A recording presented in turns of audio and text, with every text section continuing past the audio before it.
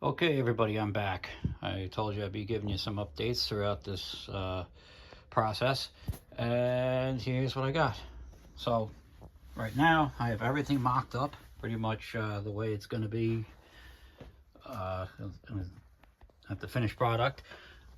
You can see I have gaps all the way around this, but that is because the carpet is going to be very thick. So the carpet I have to have a little bit of room for the carpet. This piece here will get covered by carpet, so you're not going to see any of that. All you're going to see is this chrome, and then this piece right here, side of the console, and it should blend in pretty well.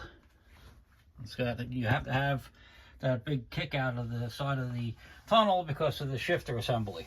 The shifter assembly takes up a little bit of room down there. So, anyway, to move this out of the way, like I said, I have everything mocked up right now. It's not permanent yet because I'm going to use this to my advantage. So when I put the transmission in, I can set up the shifter and everything without having to crawl around under the car, because this is removable. Right now it is. So as you can see, I have a big hole down there, lots of room. And then I have the back of the engine, bell housing.